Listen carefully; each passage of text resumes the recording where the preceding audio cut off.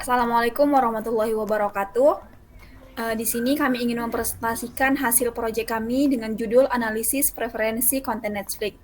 Sebelumnya, izinkan kami untuk memperkenalkan diri kami dahulu. Saya Cindy Jovita Brutu dengan NIM 231712008 dan teman saya. Saya Nurjana DLY dengan NIM 2317112012.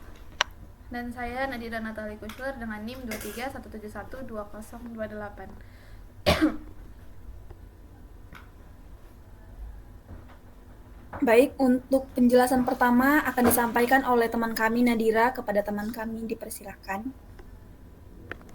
Jadi ini saya akan menjelaskan sedikit mengenai proyek dari mata kuliah Praktikum Sistem Informasi dan Manajemen yang telah kami lakukan. Jadi kami membuat analisis preferensi konten Netflix, di mana untuk hal itu kami menggunakan dalam analisis kami menggunakan bahasa Python dan menggunakan Google Colab.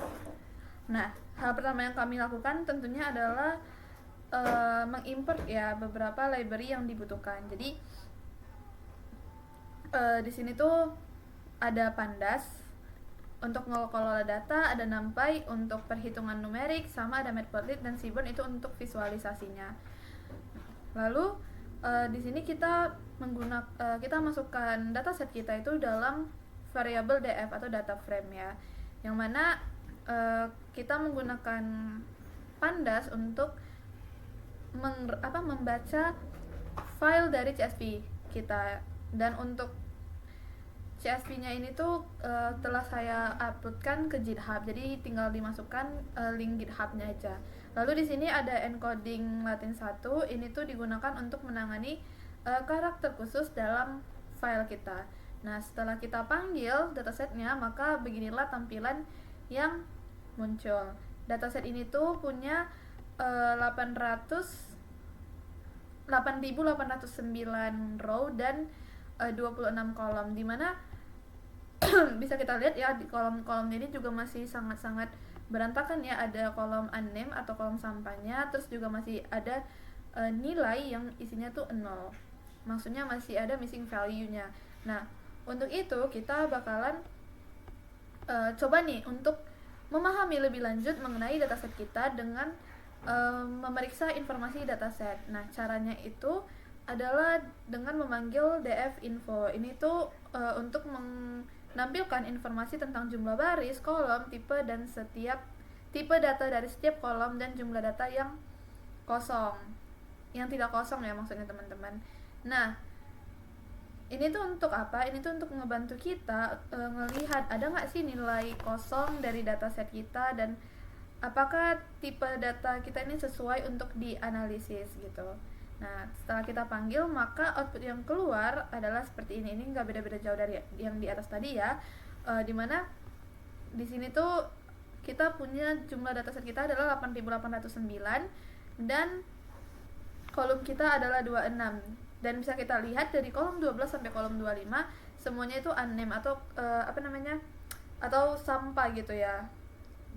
Dia tuh nggak berguna karena nilainya semuanya 0 atau kosong gitu.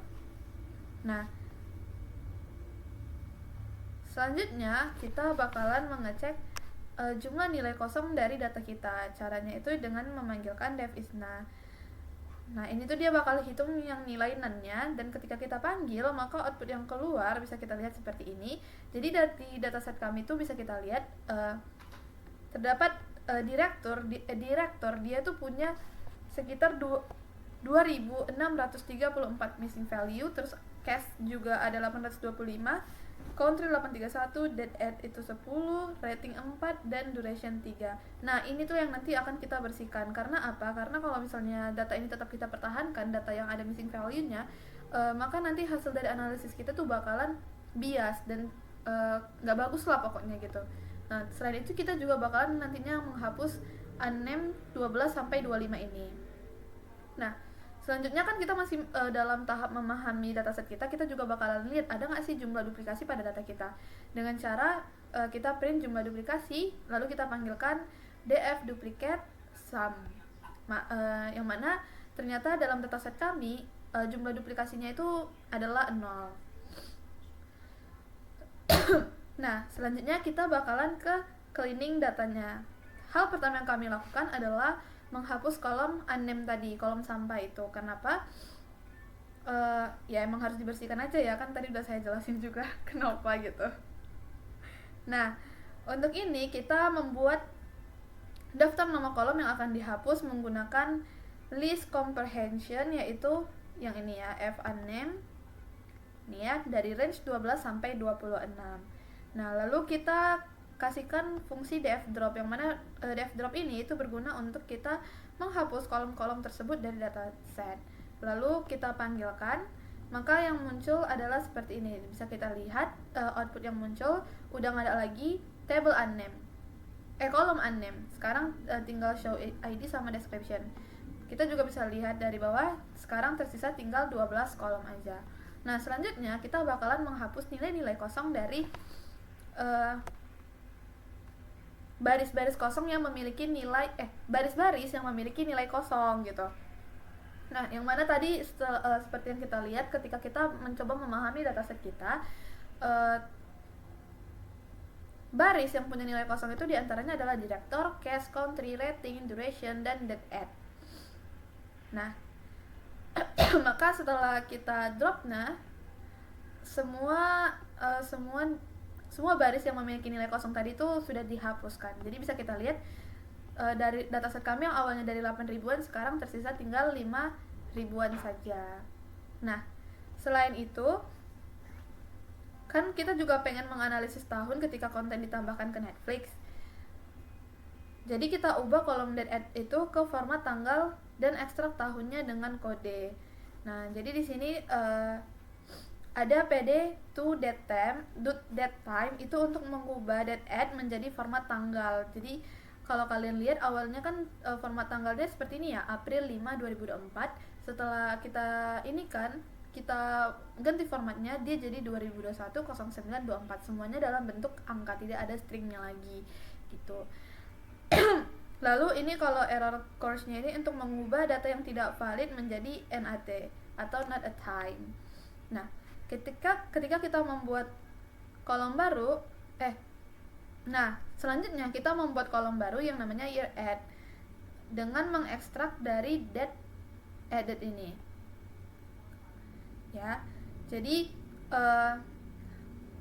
kita buat kolom baru sehingga kolom kita nambah 1 yaitu 13. Nah, ini tuh untuk membantu analisis kami juga, karena salah satunya nanti kami akan membahas tahun ditambahnya konten Netflix itu ya. Gitu teman-teman.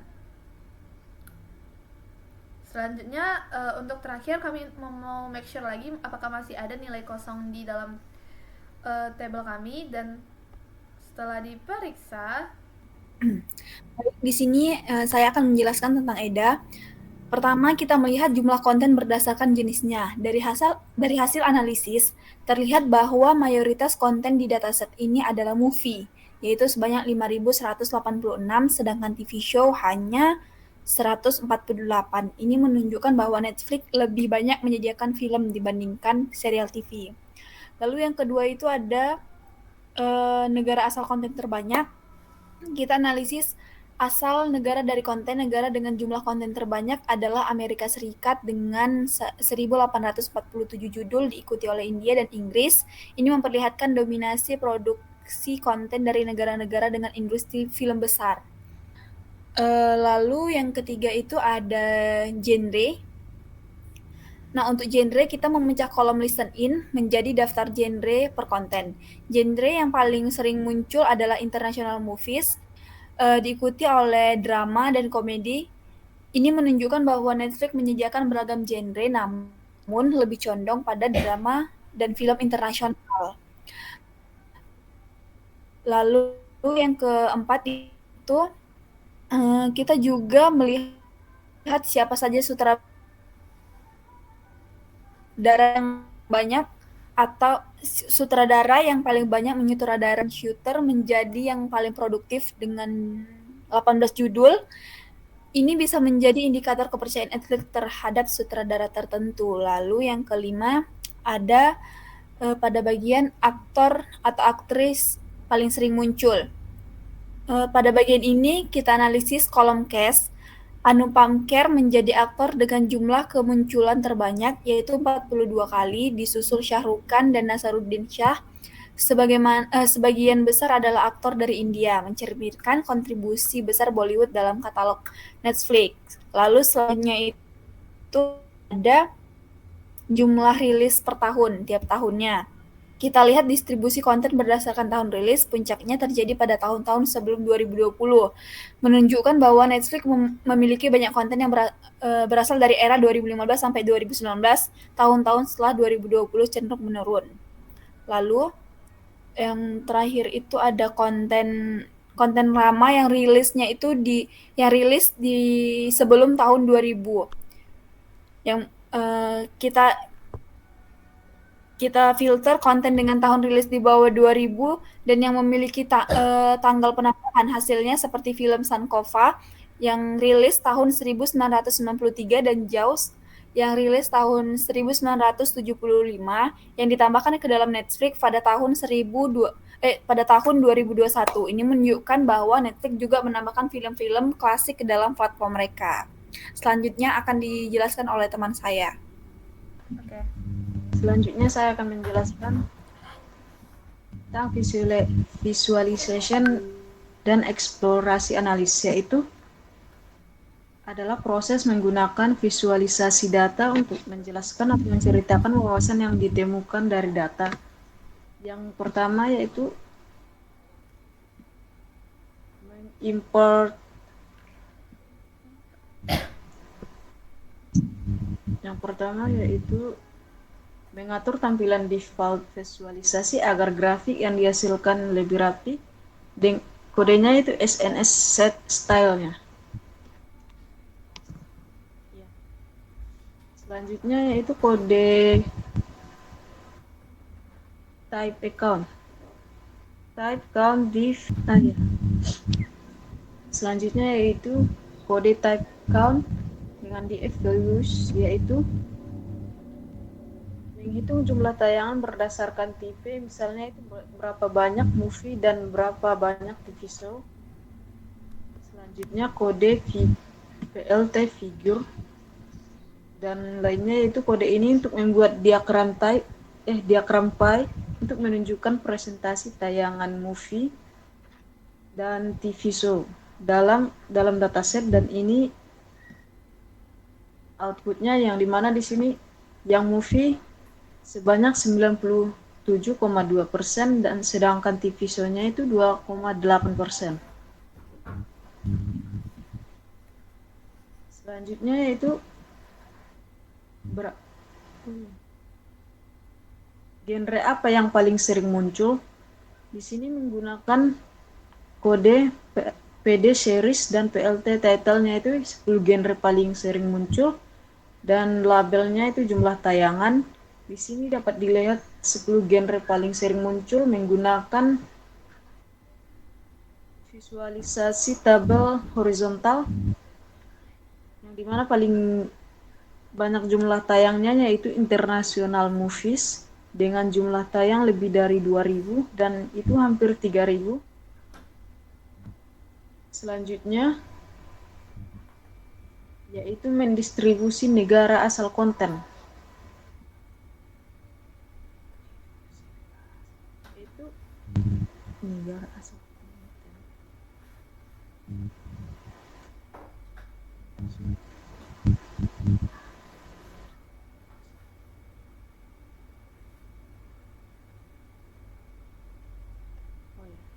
Di sini membuat grafik batang vertikal untuk menampilkan 10 negara asal konten terbanyak dalam dataset. Kode ini yang bertujuan untuk menunjukkan negara mana yang paling banyak menyumbang tayangan.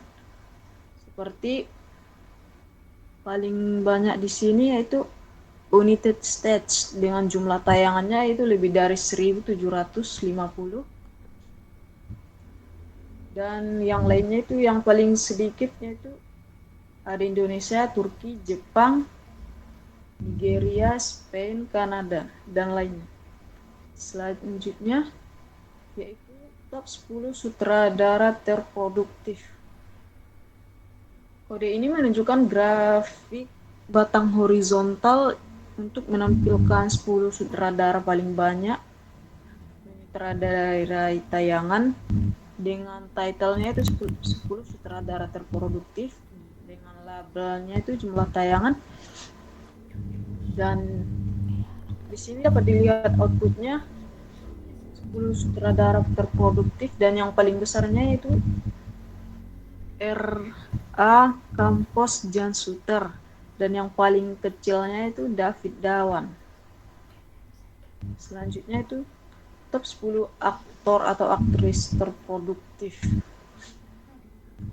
Di sini kode ini menampilkan grafik horizontal untuk menampilkan 10 aktor atau aktris yang paling sering muncul di tayangan di dataset.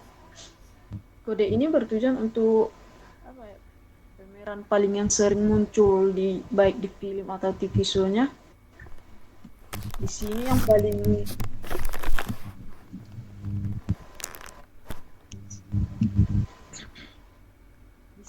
paling sering muncul atau terproduktifnya itu aktor Anupam Kher, itu lebih dari 40 ya. Kita lihat ada 10 aktor yang paling terproduktif di outputnya. Selanjutnya yaitu tahun berapakah paling banyak konten rilis. Kode ini menunjukkan membuat grafik batang vertikal. Kode ini membuat grafik batang vertikal yang bertujuan untuk menunjukkan 15 tahun rilis dengan jumlah konten terbanyak. Dengan hitnya itu pakai bar color, dengan titlenya itu tahun rilis dengan konten terbanyak. Kode ini untuk menampilkan tahun-tahun paling produktif, yaitu yang tahun rilis yang paling banyaknya jumlah kontennya itu tahun 2017. Di sini dapat dilihat yang paling kecilnya itu tahun 2006. Selanjutnya itu jumlah tayangan berdasarkan tahun rilis dan rating. Di sini kita menggunakan heatmap atau tabel pivot yang menampilkan jumlah tayangan untuk setiap kombinasi antara tahun rilis dan rating. Yang tujuannya itu untuk memvisualisasi heatmap agar bisa melihat tahun berapa banyak konten dirilis, jenis ratingnya.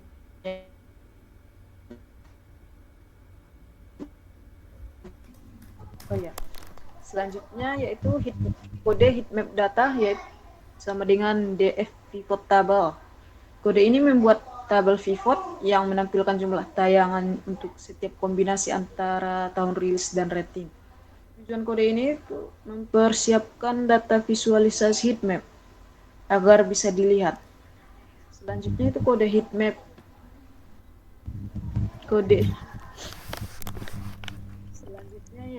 Selanjutnya itu kode heatmap data sama dengan heatmap data heatmap index, yaitu lebih besar dari 2000. Maksudnya kode ini menyaring data heatmap data agar hanya mencakup tahun 2000 ke atas. Selanjutnya itu kode PLT figure yang file size-nya itu 12,8 dan title-nya itu jumlah tayangan per tahun rilis dan rating. Dan dengan labelnya itu rating, label X-nya itu rating dan label Y-nya itu tahun rilis. Kode ini membuat heatmap untuk menunjukkan jumlah tayangan berdasarkan tahun rilis dan rating. Di sini bisa dilihat outputnya.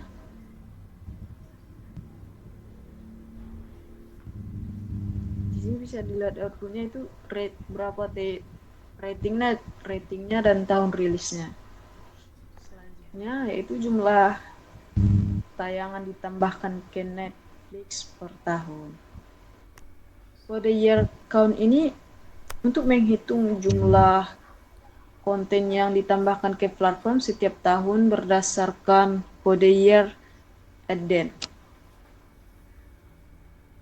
Selanjutnya kode PLT figure ini size-nya itu 10,6 Dengan titlenya itu jumlah tayangan ditambahkan per tahun, dengan label X-nya tahun, sedangkan label Y itu jumlah tayangan. Kode ini membuat Kode ini membuat grafik garis untuk menunjukkan jumlah tayangan yang ditambahkan ke Netflix setiap tahun untuk menampilkan tren pertumbuhan konten dari waktu ke waktu. Di sini bisa dilihat outputnya. Jumlah tayangan yang paling banyak itu di tahun 2000, antara tahun 2018 sama tahun 2020. Yang paling banyak itu 1.200-an ke atas. Selanjutnya itu segmentasi genre dominan berdasarkan tipe. Kode segmen 3 DF Group by ini membuat tabel segmentasi jumlah tayangan berdasarkan kombinasi antara tipe tayangan, yaitu movie atau TV show, dan genre utama. Selanjutnya kode segmen 3 lock ini dengan menyaring segmen 3 agar hanya menampilkan 10 genre utama dengan jumlah tayangan terbanyak. Selanjutnya itu kode PLT title-nya. Di sini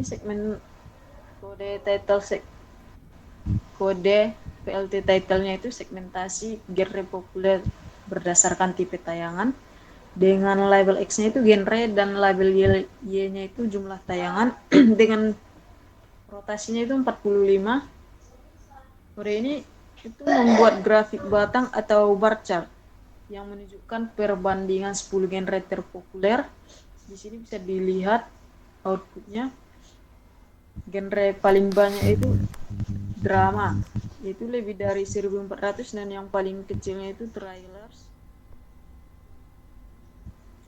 Selanjutnya itu kok segmentasi tahun rilis tipe dan tipe. Kode segmen 4 ini yaitu Vilnat dengan tile 15. Kode ini membuat tabel jumlah tayangan berdasarkan tahun rilis dan tipe tayangan movie atau TV show untuk 15 tahun terakhir. Selanjutnya kode PLT title-nya. Kode PLT title-nya itu segmentasi tipe tayangan berdasarkan tahun rilis dengan label X tahun rilis, dan label Y-nya itu jumlah tayangan dengan PLT type layout. Ini untuk membuat grafik garis untuk menunjukkan tren jumlah movie dan TV show yang dirilis selama 15 tahun terakhir. Di sini dapat dilihat tahun rilis yang paling banyak yaitu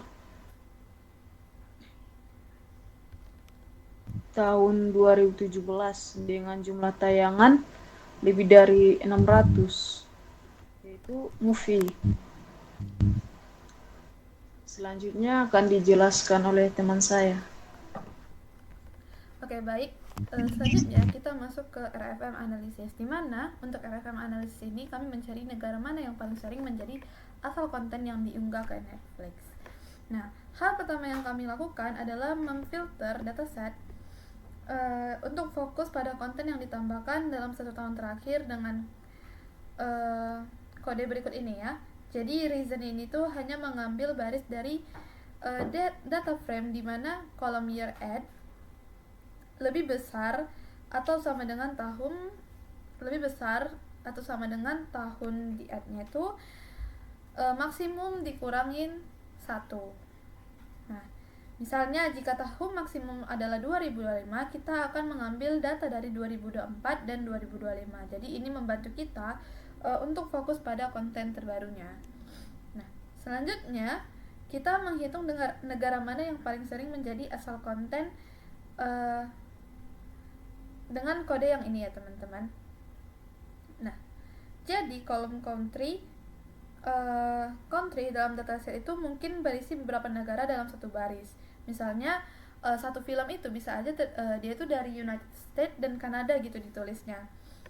Jadi kita pisahkan dulu menggunakan ini str split ini gitu, dan hapus nilai kosongnya dengan drop. Nah, ini.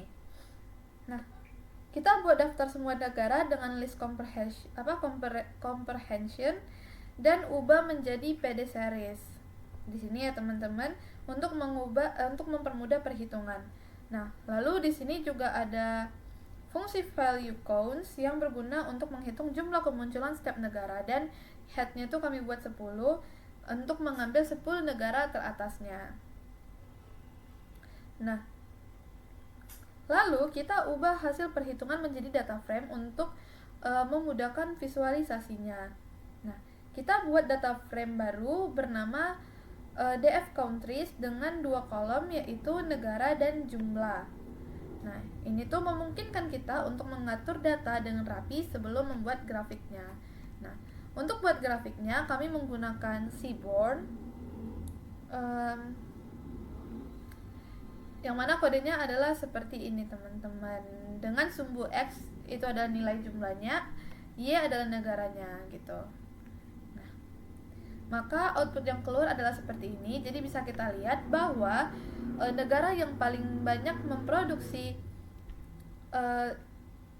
negara paling banyak yang memproduksi konten, atau negara yang paling sering menjadi asal konten yang diunggah di Netflix adalah United States, yang diikuti oleh India, lalu UK gitu teman-teman. Selanjutnya, tar dulu.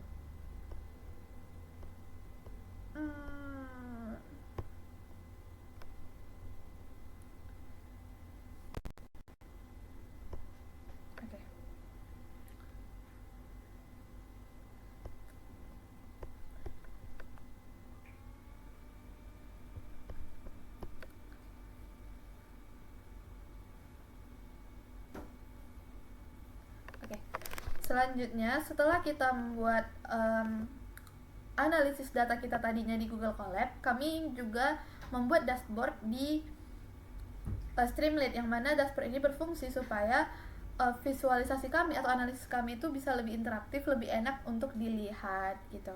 Nah, hal pertama yang kami lakukan tentunya adalah mengimport Streamlit-nya. Ya, ini tuh digunakan untuk membuat aplikasi web interaktif atau dashboard gitu. Lalu kita tambahkan juga beberapa beberapa library utama yang tadinya sudah kita gunakan di Google Colab. Setelah itu kita bakalan ngeload datanya menggunakan fungsi load data, dan fungsi load data ini akan memuat dataset dari file CSV kita yang namanya tuh Netflix_titles.csv dengan parameter encoding Latin 1 seperti yang tadinya ada di Google Colab itu teman-teman. Nah, lalu di sini kan ada dekorator st_change data. Ini tuh untuk menyimpan data dalam change biar biar tidak dimuat ulang setiap kali halaman disegarkan atau di refresh gitu, sehingga mempercepat performanya. Nah, hasilnya itu bakalan kita simpan di variabel DF ini teman-teman, variabel globalnya. Nah, lalu selanjutnya kita bakalan melakukan cleaning datanya. Jadi cleaning datanya tuh yang kayak tadi di Google Colab, kita ngehapus unnamed, kolom unnamed, sama ngehapus baris yang memiliki nilai 0, dan juga mengganti format dari waktunya gitu teman-teman. Nah, untuk mempermudah, kami juga membuatkan sidebar menggunakan st sidebar title. Jadi ini tuh untuk st sidebar title ini tuh untuk menunjukkan kalau ini tuh navigasinya gitu. Ini sidebar untuk navigasinya. Lalu kami pakainya itu st sidebar radio. Jadi sidebar kami tuh bentuknya itu tombol radio gitu. Nah, selanjutnya ini tuh ada halaman datasetnya. Jadi jika page-nya adalah dataset, maka halaman yang dimunculkan adalah halaman dataset Netflix kami. Jadi di halaman dataset ini tuh nantinya kami akan menampilkan dataset kami yang tadinya sudah di cleaning ya teman-teman, yang udah di cleaning kian gitu, dengan jumlah dataset kaminya. Lalu jika halaman adalah EDA, kami akan eh, menampilkan analisis EDA kami ini tadi apa tadi exploratory, pokoknya untuk oh ini astagfirullah ada tulisannya exploratory data analysis. Nah jadi semua tadi output yang muncul di Google Colab itu bakalan muncul juga di halaman EDA-nya ini.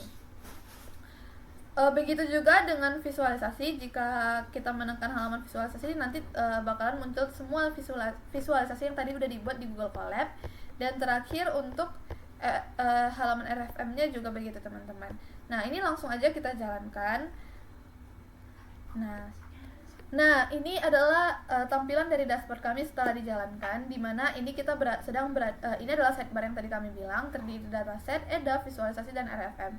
Sekarang kita lagi ada di dataset, dan datasetnya seperti yang tadi sudah saya bilang, dataset ini tuh menampilkan dataset mentah kita yang awal, tapi yang udah di cleaning. Jadi ini data setelah dibersihkan dengan berapa sih jumlah datanya gitu. Nah ini tuh bisa dibesarkan juga untuk dilihat tuh. Selanjutnya kita ke halaman EDA. Ini juga nggak beda-beda jauh sama tadi yang sudah muncul di Google Colab. Isinya itu semua analisis yang tadi udah kami buatkan juga di Google Colab. Jadi ini tuh langsung ke outputnya aja, langsung ke visualisasi outputnya, biar orang bisa gampang nih melihat analisis kami. Begitu juga dengan visualisasi. Ini tadi visualisasi yang telah kami buat di Google Colab menggunakan Python. Sebentar, ini dia masih running ya, karena dia cukup banyak teman-teman, dan itu bisa kita besarkan juga ya untuk melihatnya kalau mau lebih besar gitu, lebih di zoomkan. Dan terakhir adalah halaman RFM-nya seperti berikut ini, tampilannya sama seperti output dari RFM yang telah kami buat di Google Colab. Oke. Baik, sekian presentasi dari kelompok kami. Jika ada kesalahan mohon dimaafkan. Terima kasih kepada Abang Aslep, Praktikum Sistem Informasi Manajemen. Wassalamualaikum warahmatullahi wabarakatuh.